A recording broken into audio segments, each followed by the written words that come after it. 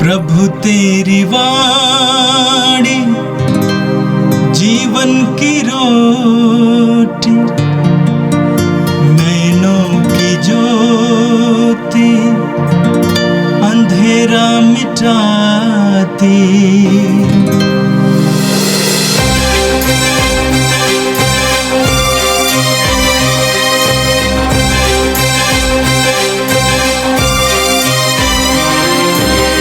प्रभु तेरी वाणी जीवन की रोटी, नैनों की ज्योति अंधेरा मिटाती। प्रभु तेरी वाणी जीवन की रोटी, नैनों की ज्योति अंधेरा मिटाती। वाणी वाणी वाणी वाणी वाणी पवित्र है, शाश्वत है, जीवन का मन्ना है। 13 मई बृहस्पतिवार। पहला पाठ प्रेरित चरित अध्याय 18 वाक्य संख्याएं 1 से 8। पौलुस एथेंस छोड़कर कुरिन्थ आया, जहां अक्विला नामक यहूदी से उसकी भेंट हुई। अक्विला का जन्म पोंतुस में हुआ था। वह अपनी पत्नी प्रिसिला के साथ इटली से आया था, क्योंकि क्लौदियुस ने यह आदेश निकाला था कि सब यहूदी रोम से निकल जाए। पौलुस उनसे मिलने गया और उनके यहाँ रहने तथा काम करने लगा, क्योंकि वह एक ही व्यवसाय करता था। वे तंबू बनाने वाले थे। पौलुस प्रत्येक विश्राम दिवस को सभागृह में बोलता और यहूदियों तथा यूनानियों को समझाने का प्रयत्न करता था। जब सीलस और तिमोथी मकदूनिया से पहुँचे तो पौलुस वचन के प्रचार के लिए अपना पूरा समय देने लगा और यहूदियों को इसका प्रमाण देता रहा कि यीशु ही मसीह है। किंतु जब वे लोग पौलुस का विरोध और अपमान करने लगे तो उसने अपने वस्त्र फाड़कर उनसे यह कहा, तुम्हारा रक्त तुम्हारा सिर पड़े। मेरा अंतःकरण शुद्ध है। मैं अब से गैर यहूदियों के पास जाऊंगा। वह उन्हें छोड़कर चला गया और तितियुस युस्तुस नामक ईश्वर भक्त के यहाँ आया, जिसका घर सभागृह से लगा हुआ था। सभागृह के अध्यक्ष क्रिस्पुस ने अपने सारे परिवार के साथ प्रभु में विश्वास किया। बहुत से कुरिन्थी भी पौलुस की बातें सुनकर विश्वास करते और बपतिस्मा ग्रहण करते थे। यह प्रभु की वाणी है। संत जोगन के अनुसार पवित्र सुसमाचार अध्याय 16 पद संख्या 16 से 20 तक। यीशु ने अपने शिष्यों से ये कहा, थोड़े ही समय बाद तुम लोग मुझे नहीं देखोगे और फिर थोड़े ही समय बाद मुझे देखोगे। इस पर उनके कुछ शिष्य आपस में ये कहने लगे, वह हमसे ये क्या करते हैं, थोड़े ही समय बाद तुम मुझे नहीं देखोगे और फिर थोड़े ही समय बाद तुम मुझे देखोगे। और क्योंकि मैं पिता के पास जा रहा हूँ, इसलिए उन्होंने कहा, वो जो थोड़ा समय करते हैं इसका अर्थ क्या है? क्या हम इनकी बात नहीं समझ पा रहे हैं? यीशु ने ये जानकर कि वे मुझसे प्रश्न पूछना चाहते हैं, उनसे कहा, तुम आपस में मेरे इस कथन के अर्थ पर विचार विमर्श कर रहे हो कि थोड़े ही समय बाद तुम मुझे नहीं देखोगे और फिर थोड़े ही समय बाद मुझे देखोगे। मैं तुम लोगों से कह देता हूँ, तुम रोवोगे और विलाप करोगे, परंतु संसार आनंद मनाएगा। तुम शोक करोगे, किंतु तुम्हारा शोक आनंद बन जाएगा। यह प्रभु का दिव्य सुसमाचार है। क्रिस्त प्रभु की जय। प्यारे भाई और बहनों, आज 13 मई है। आज से 104 साल पहले माँ मरियम ने फातिमा नामक एक छोटे गांव में 3 बच्चों को दर्शन दिया और मई से लेकर सितंबर महीने तक 5 महीने के अंदर 6 दर्शन हुआ था। फातिमा माता के नाम पर हम त्योहार मनाते हैं। इस दर्शन में माँ मरियम ने इस बच्चों से कहा कि पश्चाताप करो, दुनिया पाप की ओर चल रहा है, इसलिए माँ मरियम का आह्वान है, पश्चाताप करो और ईश्वर के प्रति आत्मसमर्पण करना, अपने को पवित्र करना और प्रार्थना करो। बच्चों को माँ मरियम ने कहा रोसरी माला करो। ये माँ मरियम का दर्शन जो आखिरी दर्शन था, अक्टूबर महीने 13 तारीख को 70,000 लोगों ने देखा था। माँ मरियम हमारी माँ है। यीशु ने हमको माँ मरियम को दे दिया हमारी माँ के रूप में। हम माँ मरियम हमारे प्रति चिंतित रहता है। हम कान्हा के विवाह के अवसर पर देखा था, जहाँ हम विवाह में संसाधनों की कमी हो गई, माँ मरियम प्रभु यीशु के पास जाकर उनके लिए मदद मांगती है। आज भी माँ मरियम यही हमारे लिए करती है। माँ मरियम को ईश्वर ने हमें हमारे माँ के रूप में दे दिया।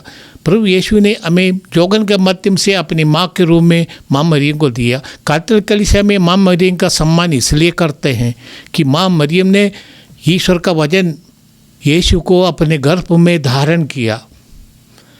9 महीने तक अपने गर्भ में धारण किया। इसके तभी से यीशु के साथ माँ मरियम का यात्रा शुरू और क्रूस तक यीशु के साथ माँ मरियम रही थी। और इसलिए माँ मरियम का विशेष दर्जा है। विश्वासियों के लिए माँ मरियम एक नमूना है। वो पहला विश्वासी है और बेस्ट विश्वासी है। The first believer in Jesus and the best believer in Jesus. माँ मरियम के तुलना में कोई दूसरा आप विश्वासी नहीं हो सकता। इसलिए एक पवित्र कलीसिया माँ मरियम को सम्मान देती है। आज के दिन माँ मरियम के दिन के रूप में हम मनाएंगे और साथ साथ आज ईस्टर के बाद 40वां दिन है। कलीसिया के परंपरा के अनुसार यीशु अपने शिष्यों को पुनरुत्थान के बाद 40 दिन तक दर्शन देते थे कई बार। और 40वां दिन प्रभु स्वर्ग में आरोहित हो गए। उनका स्वर्गारोहण का त्यौहार मनाया जाता है। भारत में ये त्यौहार आने वाले रविवार को मनाएगी, क्योंकि हमारी परंपरा रविवार के दिन मनाने से हमारा अधिक विश्वासी आ सकते हैं। बीफे के दिन हमारे इधर छुट्टी नहीं होती, परंतु परंपरागत क्रिस्तीय समाज में, विदेशों में, वाटिकन में आज के दिन ये त्यौहार मनाया जाता है। हमारे लिए आज का प्रथम पाठ था प्रेरितों का कार्यकलाप से अध्याय 18 पद संख्या 1 से 8 तक। इसमें हम पढ़ते हैं, पौलुस अर्थेस माने एथेंस छोड़कर कोरिन्थ पहुंचा है। बीते कल पौलुस का प्रवचन के बारे में हम सुने हैं। एथेंस यूनानियों का संस्कृति और दार्शनिक शहर है। दार्शनिक लोग उधर रहते थे। पौलुस उस नगर में जाकर निरीक्षण करने पर देखा कि यूनानी लोग देवी देवताओं के नाम पर बलिपीठ बनाया है उनके स्मृति में। हर एक देवता के लिए, और एक बीट था अननोन गॉड, जो अभी तक जो ईश्वर के बारे में पता नहीं, ऐसे ऐसे ईश्वर के लिए भी। और उसके आधार पर पौलुस ने वहाँ पर सुसमाचार की घोषणा करने के प्रयास किया। तो पौलुस उधर उनको छोड़ कर जाते हैं कोरिन्थ। आज का पाठ पौलुस का कोरिन्थ में सुसमाचार की घोषणा के बारे में।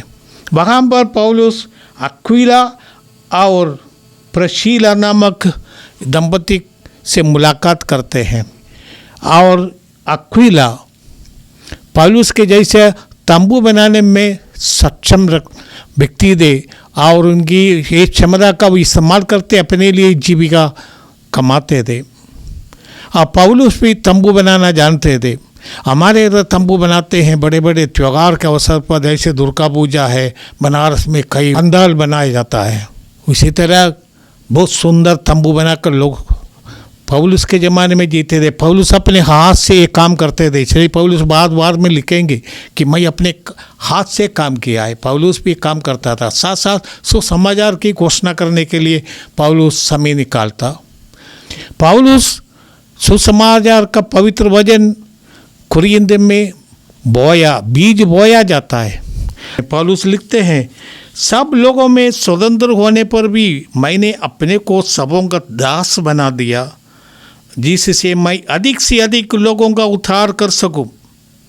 मैं यहूदियों के लिए यहूदी जैसा बना, जिससे मैं यहूदियों का उद्धार कर सकूं।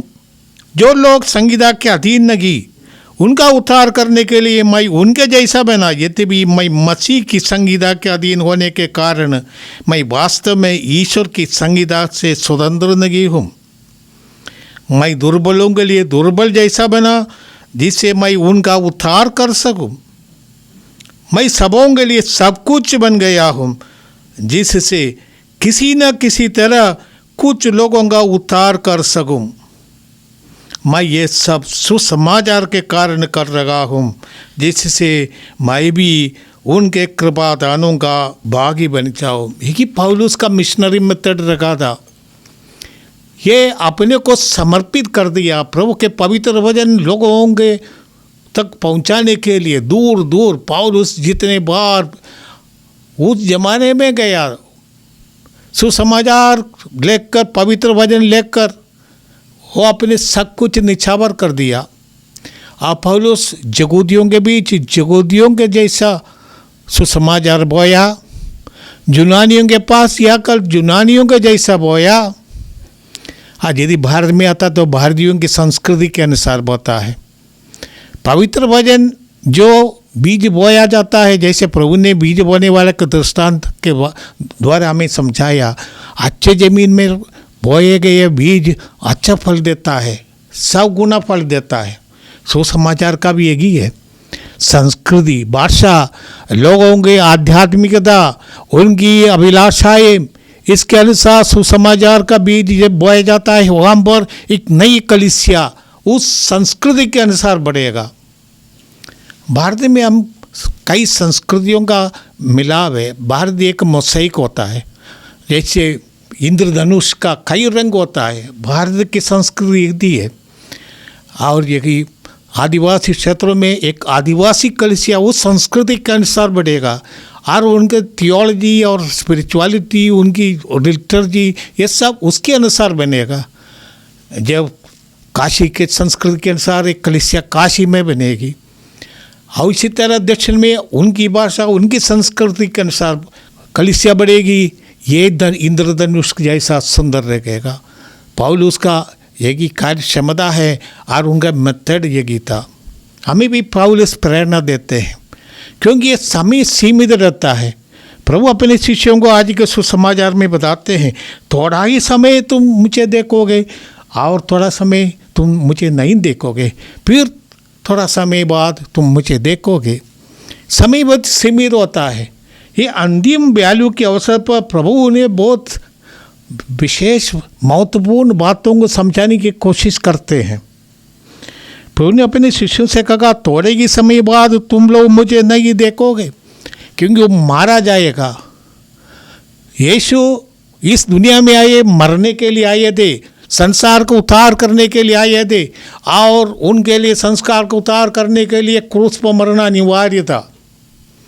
और इतना भयानक मृत्यु उनके सामने है, वो जानते थे। शिष्यों को रास्ते में भी कई बार उन्होंने समझाया, हम जेरूसलम जा रहे हैं, वहाँ मैं पकड़ा जाऊँगा, आज खुद मुझे मारेंगे और मेरे साथ ये सब करेंगे।